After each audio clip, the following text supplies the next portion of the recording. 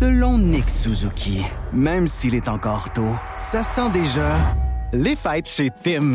Essayez nos boissons Tim et Biscoff comme le cappuccino glacé ainsi que notre beigne et notre croissant au goût unique de Biscoff. Offre de durée limitée dans les restaurants participants au Canada.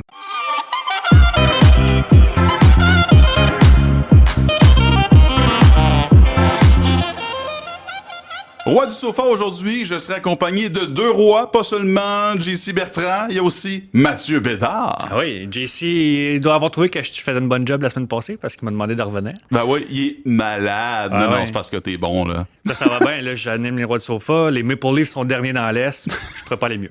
J'avoue. Fait que, Matt est avec moi pour quoi? Une bonne partie de l'émission. Ouais. Sauf pour l'entrevue avec Andréane Barbeau, qui a été fait avec JC puis moi. Andréane qui nous a expliqué, entre autres, comment ça marche quand il écoute un match avec les gens de l'antichambre. Puis on a parlé de la LPHF qui est commencée, là.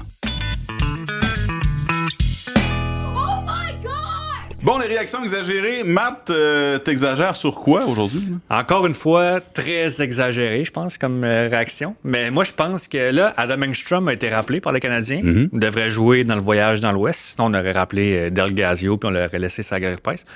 Ma réaction exagérée cette semaine, c'est que Engstrom va chasser Jayden Struble de Montréal. Oh, ben, hey! Fait que là, Engstrom, il va... Là, peut-être qu'il va être retourné à Laval après ces 2-3 matchs puis tout, là, mais à long terme, là, je pense que Engstrom va se tailler un poste avec les Canadiens, puis c'est Struble qui va payer le prix un peu. Ben voyons! Moi, je trouve que Struble apporte rien. Il est un peu beige. Tu sais, oui, il est physique un peu, peut-être, mais tu sais, la game contre les Capitals, on s'est fait brasser par Tom Wilson. Ce game-là, on dirait que j'ai le goût de juste l'acheter aux poubelles puis plus entendre parler, parce que ça a tout a mal été, là. Tout a mal été, mais ça a été un bon moment de faire passer un message. Tu sais, Struble, là, aucune mise en échec dans ce match-là. Ton rôle principal, c'est d'être physique, un peu avec Arbor Xhekaj. Mais là, si t'as déjà Arbor Xhekaj, t'as-tu vraiment besoin de Struble? C'est un peu un qui est plus valuable, un peu. Ouais. Puis je pense qu'Engstrom, tellement bon avec le Rocket cette année, il a 7 points à ses 3 derniers matchs, 2 buts gagnants avec le Rocket à ses 2 derniers matchs. Moi, je sens là, qu'il y a vraiment une utilité qui va peut-être être plus utile que Jayden Struble l'est en ce moment, où il est un peu physique, mais il joue 12-13 minutes par match, on le voit moyen dans un match. Il est facilement tassable, alors qu'Engstrom a comme une plus-value. Ma réaction exagérée, c'est ça qui va le tasser. Il y a une plus-value offensive. On s'entend que Struble, tu t'attends pas à ce qu'il fasse des points. Non. Mais Engstrom, tu t'attends pas à ce qu'il plaque tout le monde. Non. Fait que, tu sais, il faut que tu décides qu'est-ce que t'aimes mieux avoir dans ton alignement. C'est pas évident, là. Mais moi, je suis un gars très... j'adore l'attaque, j'adore des matchs qui se finissent 7-5. Je préfère plus ça qu'un match qui se finit 2-1. Fait que peut-être pour ça que... Ça se peut qu'il se finisse un match 2 revirements, mais s'il en produit 3 buts... tu vois, tandis que Struble, il est là, il fait son cardio, puis... Il fait son cardio. T'as l'impression qu'il remplit un chandail d'attitude. Ah, c'est ça. Tu comprends que je suis pas son plus gros fan. T'sais, il est pas mauvais, là, tu sais. Puis peut-être bien qu'il va être utilisé dans une transaction qui pourrait apporter un joueur d'attaque qui a aidé à l'attaque des Canadiens, mais en ce moment, moi, je vois à long terme une place bien plus importante pour Engstrom que pour Struble. Fait qu'on n'a pas invité au même party Matt Bédard, Jayden Struble. Exact. Puis je pense qu'il peut me casser les dents. Il peut te péter en 2 secondes. Hey, moi, pardon, je suis en train de perdre la voix. Ouais. Ma réaction exagérée, ça a rapport avec les Canadiens, ça a rapport avec Juraj Slafkovský. Je pense que la meilleure chose qui arrive à sa carrière, c'est qu'il a été séparé de Nick Suzuki et de Cole Caulfield. Et ma réaction exagérée, je pense que c'est là, on va voir Slafkovský, l'éclosion offensive. C'est à partir de là que Slafkovský va pouvoir déployer ses ailes offensivement. Parce que ça, on le voyait pas tant avec Suzuki puis Caulfield. Il était là, il faisait ses affaires, mais c'est pas lui qu'on remarquait en premier. J'avais l'impression que Slav jouait sur le trio de Suzuki. Là, j'ai l'impression que c'est Demidov et Kapanen qui jouent sur le trio de Slav. Ouais. On dirait qu'il a la responsabilité de faire marcher un trio selon ce qu'on peut imaginer. Fait que j'ai l'impression que ça change sa mentalité, ça change sa façon de voir les choses, puis qu'il se dit, OK, je jouais sur le trio du capitaine, là, les 2 jeunes jouent avec moi. Fait que je vais chauffer ce trio-là, puis je vais les faire produire. Sens-tu qu'il y avait un peu le syndrome du petit frère avec Suzuki et Caulfield? Moi, je me souviens, maintenant, si je joue au hockey avec mes cousins, et jamais j'aurais fait une montée. Si je fais une erreur, mes cousins plus vieux, meilleurs, vont me le reprocher. Tandis que là, il est vraiment... je vais leader le trio, puis ça lui permet de avoir plus confiance. On l'a vu là, contre les Leafs. Oui. Il y a des entrées de zone, des quand fins. il est rentré dans le milieu, là. Exact. Ah non, tu l'as bien dit, c'est exactement ça que je pense, c'est que sa mentalité est changée.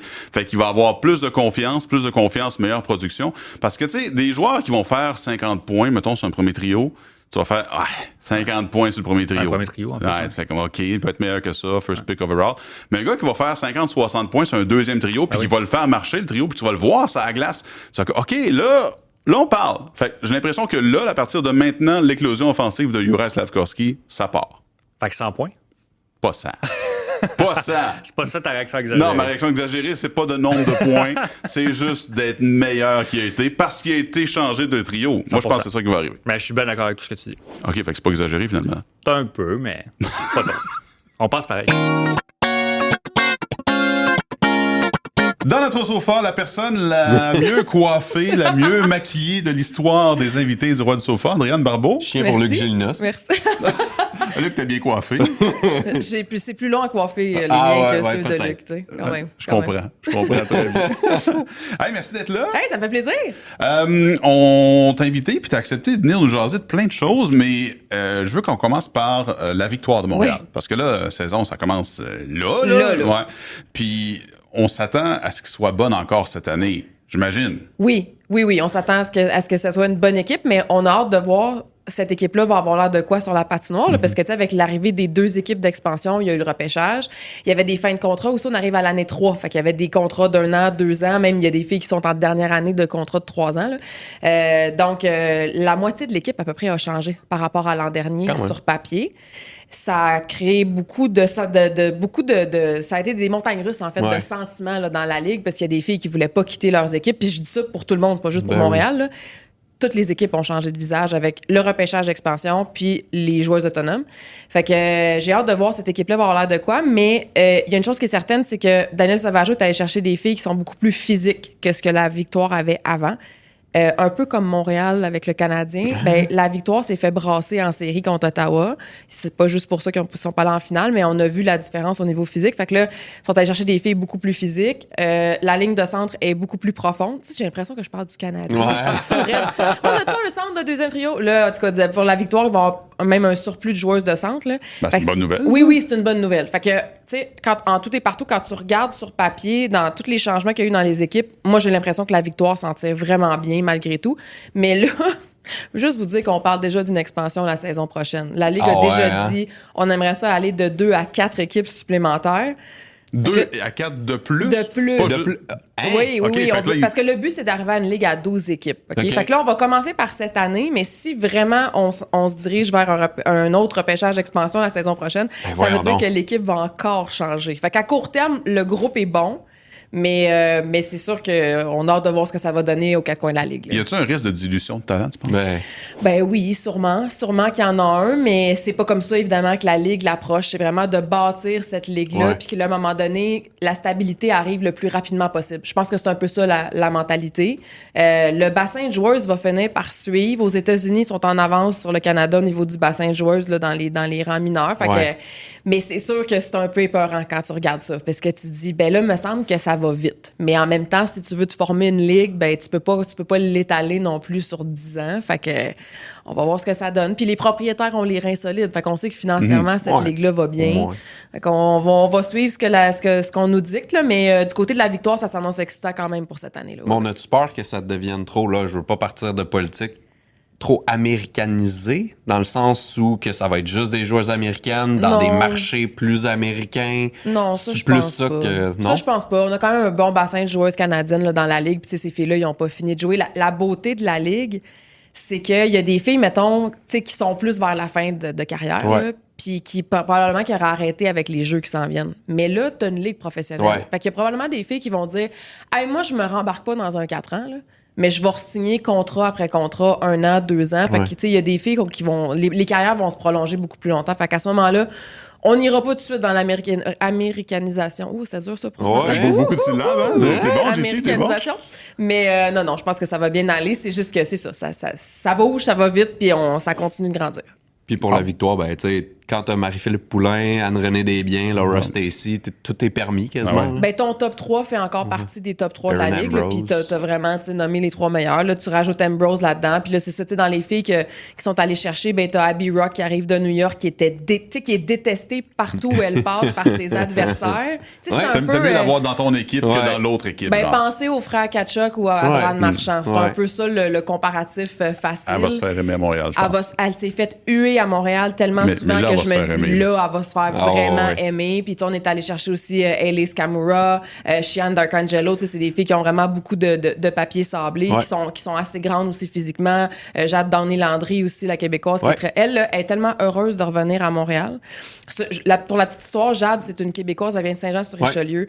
Elle a fait son cégep à Dawson, elle a fait son université à McGill. Puis là, quand elle est partie pour New York, c'était la première fois qu'elle quittait la maison, OK? Elle est tellement contente de revenir. Elle a dit, moi, là, ça me dérange pas de m'asseoir dans le trafic puis d'être pris là pendant 1 heure. Je suis vraiment contente d'être ici. J'ai dit, j'ai vraiment hâte que tu me dises combien de temps ça a duré, cette bulle-là.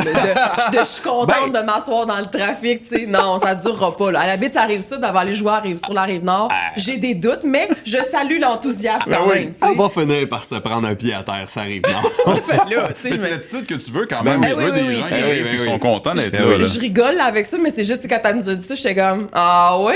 OK, quand même. Je pense que c'est la première fois dans ma vie que j'entends quelqu'un dire, moi, je suis heureuse d'être assis dans le trafic. Pour l'avoir croisé quelques fois, c'est tellement quelqu'un de bubbly dans la vie que ça me surprendrait pas qu'elle prenne ça avec le sourire quand même. Ouais. Puis tu sais, là, j'ai juste parlé des filles qui avaient déjà joué dans la Ligue, là, parce que tu sais, d'aller chercher de l'expérience, c'était vraiment important aussi pour la victoire. Mais ils ont repêché Nicole Gosling, là, qui fait partie de cette nouvelle génération, de cette prochaine génération de vedettes. Là. Elle aussi, elle a l'air bubbly, justement. Je l'ai vu sur ses médias sociaux, puis elle a l'air vraiment gentille. Oui, toujours très souriante, très sympathique. Fait que elle, ça va être de cette nouvelle génération qui s'en vient. Il va y avoir de l'adaptation, là, comme n'importe quelle recrue qui rentre dans la Ligue au niveau du physique, mais c'est une fille qui va pouvoir apporter beaucoup d'offensives aussi à la brigade défensive de la victoire. Fait que ça va être intéressant. Et pour l'anecdote, elle est de parenté avec Ryan Gosling. C'est le cousin de son père, mais semble-t-il qu'elle ne le connaît pas.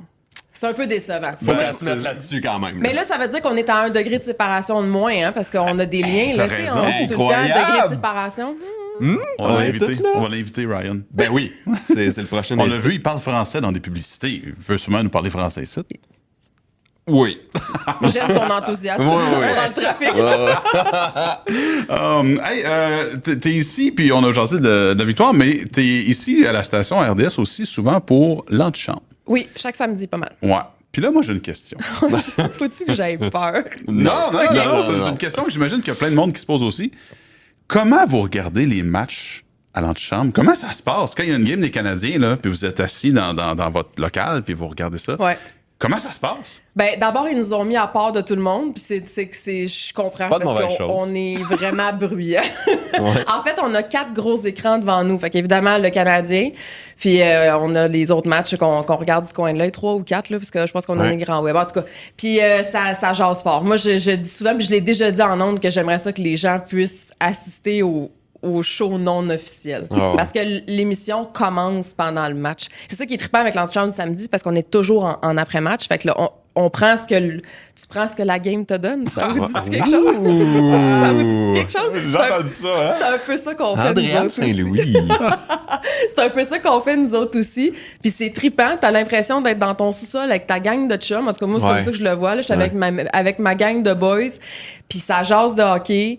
Puis ça crie, puis ça s'énerve, dépendamment de qui est là. Des fois, ça se lève, on recule sur l'image pour voir vraiment ce qui s'est passé. On revient, là, ça crie « Recule pas, retourne là! » C'est assez spectaculaire, mais ça prendrait une version 18 ans et plus. Là, parce que censuré. Ben, censuré, oui. Censuré, t'entendrais pas grand-chose. Il y aurait beaucoup de bip. Ils mangent juste la bière et les chips, dans le fond, c'est juste ça. T'sais. Fait que là, les panélistes sont déjà craqués quand ils arrivent en ondes. Ouais, souvent. Puis, tu sais, dans le fond, moi, en tant qu'animatrice, puis je sais que Luc Bellemare fait pareil, c'est que, pas qu'on se retire, mais tu sais, on écoute ce qui les allume aussi. On regarde ce qui les allume. Puis là, tu prends des notes au fur et à mesure. Puis là, on sort des séquences de ce qui les allume. Mais t'écoutes aussi les conversations entre les coups de sifflet puis tout ça. Puis que tu sais, ouais, mais là, un tel devrait pas faire ça, un tel devrait pas faire ça. OK, un tel devrait pas faire ça. Parfait. Puis on revient là-dessus souvent en ondes. Fait que, les gars sont déjà... Mais les gars, ils aiment le hockey, tu sais. Fait qu'ils autres, ils trippent, là. Je pense à Kirby Dach quand il s'est blessé en bloquant un tir. Là. Benoît Brunet a hurlé sa vie quand il l'a vu bloquer le tir. C'est un exemple que je vous donne, mais parce que Benoît, il l'a vu tout de suite. Il dit, faut pas que tu bloques un shot comme ça. T'sais, il l'a bloqué de côté, il faut que tu sois square. Tata. Là, c'est facile à dire. Là. Moi, je suis assis ici. J'ai jamais bloqué ça un lancer. Mais j'écoute juste la façon dont il a réagi. Je me disais, OK, tu sais, là, lui, il l'a presque anticipé que Kirby Dach allait se blesser. S'il y en a un qui s'est blessé souvent, c'est bien Benoît. Ben, en côté blessure, il est assez calé, n'est-ce pas? Mais fait que plein d'exemples comme ça. Où, tu sais, j'étais là, moi, le soir, où Samuel Montembeault s'est fait ramasser par c'était Cassian. C'est Zach Cassian qui l'avait ramassé des Oilers. Pas cette année, là, il y a une couple d'années. Puis que Jeff Petrie n'était pas allé. Ben, je me rappelle que ce match-là, le match était plate. Puis là, quand le match est plate, là, mettons qu'on a un 1-0, là, moi, ma feuille, elle se remplit pas beaucoup de notes, là, parce que là, tu sais, il y a pas grand-chose à dire. Ouais. La game nous en donne moins. Fait que là, tu te dis, ouais, là, on a quand même 60 minutes à faire, hein. Et là, Samuel Montembeault se fait ramasser, puis personne va le défendre. Et là, ça a explosé, puis je me suis dit, ça va être un bon spectacle, tu sais. En même temps, ça varie beaucoup. Fait qu'on est dépendant de ce que le match nous donne, puis les échos de vestiaire. Parce que des fois aussi, ça dépend de ce qu'un joueur va dire, de ce que Martin Saint-Louis va dire. Tu sais, il y a pas longtemps, après une défaite, Martin il a fait comme une petite joke, puis ça s'est mis à rire dans la salle de presse, puis Norman Flynn, il s'est choqué en ondes parce qu'il disait, tu sais, c'est pas le temps, c'est pas supposé être ça. Puis là, les gars, dans le temps de Pat Burns, dans le temps de Mario, tu sais, fait que on a vraiment une belle gang, là, c'est vraiment le fun. Tu sais, t'es payé pour regarder la game avec ta gang de chums, c'est tout. À pied un verre d'eau, parce qu'on peut pas prendre de jus de pomme. Ça serait malade. Ça serait malade. Une fois, tu mets de la moi, bière. je serais très parfaite, mais je pense que dans le code d'éthique, on n'est pas supposé. T'as pas signé le code d'éthique? Oui. Good. Wow. Toi, tu fais énormément de postes à RDS. Ouais. On s'entend journaliste, animatrice. Y a-tu d'autres choses? Ben, je fais les Sens, je fais la LPHF, je fais le football du dimanche soir. Ah oui. Je fais l'antichambre, je remplace au 5 à 7. Y a-tu quelque chose que tu aimerais faire d'autre? Ben, dormir, mettons. Là. Pas sur le plateau, mais... Non, pas sur le plateau. Mais ben, pour vrai, là, je te dirais que c'est pas mon sac est pas mal plein. Ouais. Là, fait que mais j'aime ça. C'est un beau challenge de combiner tout ça. Là, parce que moi, je suis toujours dans ma tête, c'est comme un gros meuble avec plein de tiroirs. Là, fait que là, tu sais, à ce temps-ci de l'année, quand la LPHF commence... Tout arrive en même temps. Puis que la NFL est pas finie, tout arrive en même temps. Puis la NFL, ça revient vite. Là. Les semaines, ils reviennent vraiment vite. Si je dépose mon cahier de foot le dimanche soir à minuit en revenant, puis je le ressors le jeudi, vendredi, samedi, dépendamment de ma semaine. Puis je suis comme, oh, OK, mais finalement, on est déjà rendu à la semaine 12. Là, tu fais, OK, quand c'est passé où, tu sais, semaine 13, tout ça. Fait que c'est ça, non, mais c'est le fun. C'est vraiment le fun. Mais ça donne une perspective aussi sur, tu sais, la LNH, des fois, tu sais, le Canadien, c'est gros à Montréal, mais dans le monde absolu du sport, c'est pas si gros que ça, tu sais. La NFL, c'est 1000 fois plus gros, tu sais. Puis la LPHF là-dedans qui rentre, ben là, tu sais, on est... Je veux pas dire qu'on essaie de pas faire de comparatif avec le hockey masculin, mais tu sais, ça reste un monde qui est à part. Ça reste du hockey, mais c'est pas le même style de hockey, c'est pas le même monde. Puis là, de voir cette ligue-là qui se bâtit, tu sais. Moi, j'étais là à Syracuse au premier pré-camp.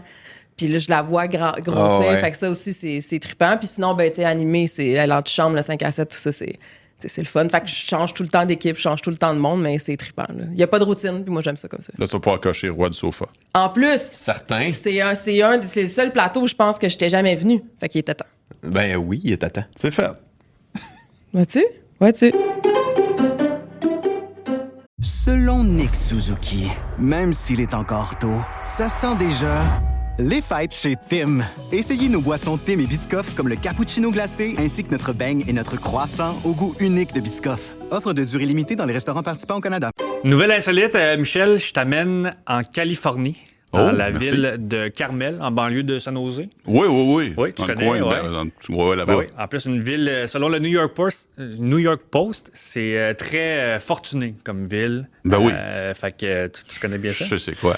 Non, je t'amène là parce que cette ville-là va bannir le pickleball de sa ville. Écoute, c'est une ville très fortunée avec des gens très fortunés qui ont des grosses maisons et tout. Puis eux, ils trouvent que le bruit du pickleball... C'est ça, j'allais dire, ça fait trop de bruit. Ça fait trop de bruit. Fait que c'est un peu le Saint-Lambert de la Californie. Bonjour aux gens de Saint-Lambert. Fait que là, en ce moment, il y a comme une bataille entre les citoyens de la ville, le conseil municipal aussi. Fait que là, on a banni de façon temporaire le pickleball au début du mois de novembre. Puis là, on essaye un peu de... Éventuellement, on va passer au vote. Puis probablement que ça va passer de façon majoritaire. On va bannir de façon temporaire dans les lieux publics. Fait que on a essayé de discuter avec les citoyens de la ville. Il y en a certains qui disaient on va essayer de faire attention, des balles qui font moins de bruit, des raquettes qui font moins de bruit, mais là, le monde est vraiment tanné. Ça fait trop de bruit quand la balle frappe sur la raquette. Fait qu'on l'interdit, on le bannit. C'est la première ville de la Californie qui fait ça. Fait qu'à suivre. Imagine les manifestations de joueurs de pickleball dans la rue. Tout le long, pendant 4 heures. 4 heures de temps dans la rue. OK, bon, mais... Fait que si jamais tu veux aller prendre des vacances pour jouer au pickleball, va pas dans la ville de Carmel. Je vais ranger ma raquette. Hey, tu parles d'aller à différents endroits. Moi, je te parle de l'Europe puis de la NFL. Les Saints de la Nouvelle-Orléans. Il y a des rumeurs qu'ils aillent jouer un match à Paris au cours des prochaines années. Ouais. Fait que, tu sais, c'est quand même pas pire, tu sais, les Saints, Nouvelle-Orléans, francophone, Paris, tout ça. Mais ce que ça amène, là, c'est que là, il y a eu 7 matchs cette année, je pense, en Europe. Il y a eu Dublin, Londres, Berlin, Madrid. L'année prochaine, il y a Rio de Janeiro qui va avoir des matchs. Il y a aussi Melbourne en Australie. Fait que la NFL s'internationalise. Ouais. Puis il y a même des rumeurs que la NFL fasse une division internationale de 4 équipes en Europe. Mais la conséquence de tout ça, c'est que ça risque de changer l'aviation civile. Okay. Ça va jusque-là. C'est parce que se rendre en Europe plusieurs fois, là, ça prend du temps. Ouais. C'est long. Il y a un décalage horaire. Puis pour qu'une équipe voyage en quelque part, une équipe de la NFL, il y a à peu près 200 personnes qui voyagent. Fait que ça demande beaucoup de monde, beaucoup de temps. Et là, il y a une entreprise qui s'appelle Boom Supersonic aux États-Unis qui font des avions qui vont à Mach 1.7. Ça, c'est vitesse du son un peu plus. Okay. Il y avait le Concorde avant, dans le temps. Tu sais, le gros avion Concorde qui allait à Mach 2 fois la vitesse du son. Ça prenait pas de temps à se rendre en Europe. C'était quasiment direct. Mais là, cet avion-là n'existe plus. C'est plus en fonction. Mais il y a une compagnie qui s'appelle Boom Supersonic. Puis la NFL surveille ça. Voir qu'est-ce qu'il y en est. Est-ce que ça pourrait être intéressant? On parle d'ici les 5 prochaines années, là, ça pourrait peut-être être des vols commerciaux qui appartiennent à cette entreprise-là. Parce que justement, la NFL produirait plusieurs vols, plusieurs joueurs, plusieurs équipes, plusieurs personnes qui voyagent de l'Europe en Amérique.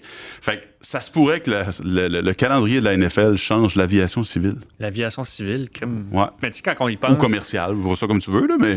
Quand on y pense, partir de la Nouvelle-Angleterre à la Californie, c'est peut-être un 4 heures, 5 heures. Fait que même si... Du moment que ça prend 5 heures ou 4 heures à aller en Europe, mais ça vient... J'avoue, sauf que si tu peux faire ça en 2 heures... En plus, regarde, si mettons, ça te prend, tu pars de New York puis tu te rends à Paris en 1h30. J'ai aucune idée des chiffres, ils sont peut-être pas bons. Là. Mais tu sais, si ça se fait comme ça, si c'est moins long aller Paris à New York, Québec, Montréal... Tu peux profiter de ça. Ouais, tu peux profiter de ça. Fait que l'aviation risque peut-être de changer à cause des visions internationales de la NFL. Fait que là, comment ça s'appelle? Boom Supersonic. Peut-être investir là-dedans. Il y a de l'argent à faire avec ça. Faut que tu investisses pas mal d'argent parce que d'après moi, c'est pas donné. Non. Hey, parlant d'investissement, c'est une drôle de lien, mais l'ancien joueur des Canadiens, Oleg Petrov, il est dans le pétrin un peu.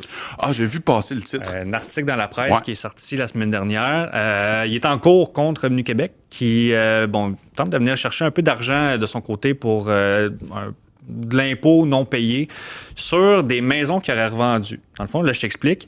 Entre 2006 à 2018, il aurait construit et revendu 6 maisons. Puis là, Revenu Québec essaie de dire, ben oui, mais ça, c'était en 12 ans, c'est des revenus au total 2,4 millions total qui aurait en revenus. Puis Revenu Québec essaie de l'imposer là-dessus, mais lui, il se défend en disant que c'était des maisons qu'il avait construites pour habiter, puis que des circonstances de la vie ont fait en sorte qu'il n'a pas pu les habiter ou qu'il a dû déménager. Ah, OK. Et là, je te dis, première maison. Selon sa conjointe, elle était trop petite, malgré 2 garages et 339 mètres carrés. Fait que là, ils ont dû déménager à cause de ça.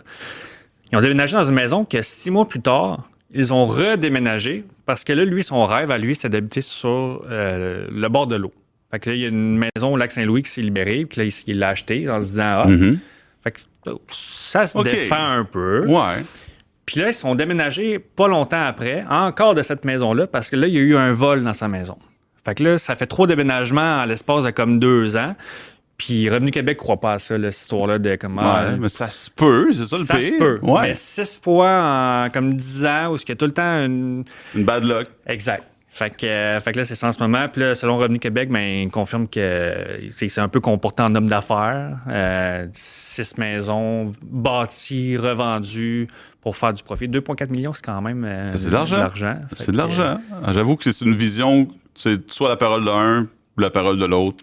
C'est ça, exact. Fait que l'ancien joueur des Canadiens, il habite au Québec depuis 2006. Oui, ça, je savais qu'Oleg était resté ici. Fait que j'ai hâte de voir comment... J'espère que c'est mis un petit peu d'argent de côté. Ça va peut-être y coûter cher. Peut-être investir dans le... Comment ça s'appelle, la compagnie aérienne? Boom Supersonic. Supersonic. Hey, moi, je te parle d'autre chose complètement. Je t'amène en F1.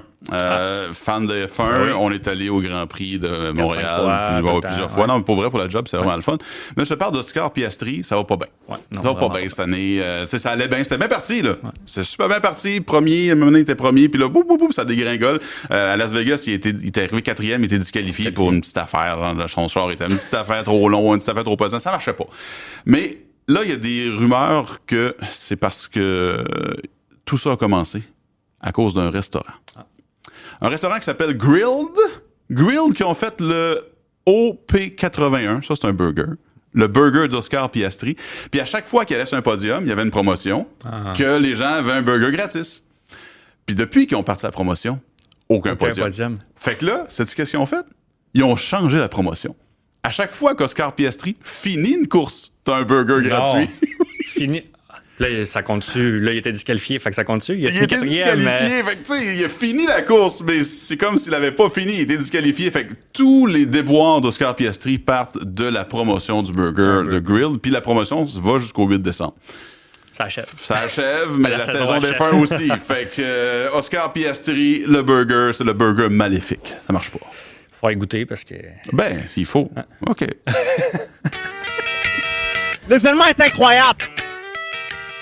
Regarde du sofa, mon cher Mathieu. Tu regarderas quoi cette semaine? Gros jeudi sur nos ondes. Thanksgiving américain. L'Action de grâce américaine, c'est le football.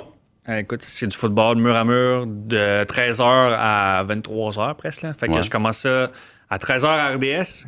Gros duel entre les Packers et les Lions. Écoute, dans la NFC North, présentement, les Chicago sont 8-3, Green Bay est 7-3-1, puis Détroit est 7-4. Fait que c'est un duel assez pour le sommet. Là. Chicago 8-3, je trouve ça le fun de voir les Bears gagner. Ça fait trop longtemps. C'est bizarre un peu. Hein? Ouais, ça fait bizarre. Pas que ça fait bizarre de... Ouais. Je suis bizarre, mais je trouve ça le fun. C'est correct. Ensuite, il y a à 16h30, les Chiefs contre les Cowboys. C'est un classique, les Cowboys à l'Action de grâce.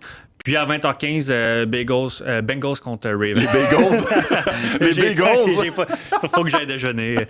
Bengals, Ravens, à 20h15. C'est un duel un peu moins intéressant que les deux autres, mais quand même super pour un...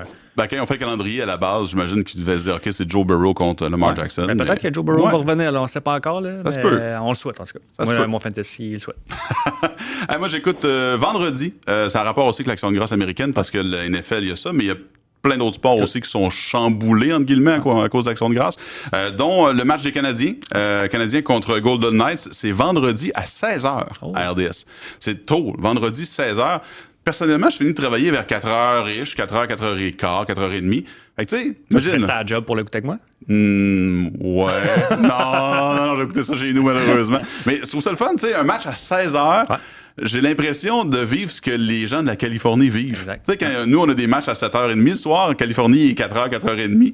Fait que, tu sais, je vais avoir l'impression d'être dans le mood Californie. Mood californien. Vendredi. Tu vas aller à Carmel jouer au pickleball en plus. Ouais, mais non, je pourrais pas jouer au pickleball. Je t'écoutais. Fait que c'est ça, vendredi, 16h, RDS Canadien, Golden Knights, match en après-midi.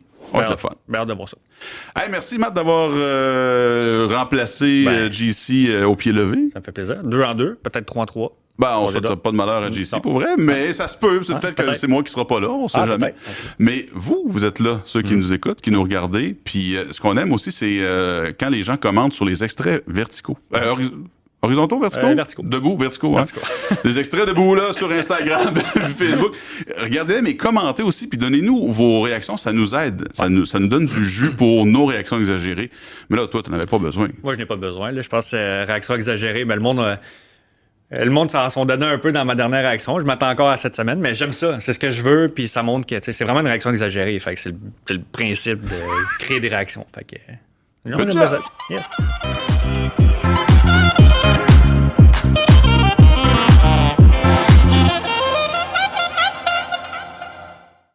À quel point votre musique est-elle importante pour vous? Aussi importante que de respirer. Après un incident sur scène, le pianiste Daniel Major sombre dans l'incompréhension la plus totale. Je suis même plus capable de jouer. Ça fait un bout que tu devrais être suivi par un psy. Et sa quête de réponse fait rejaillir un passé profondément enfoui.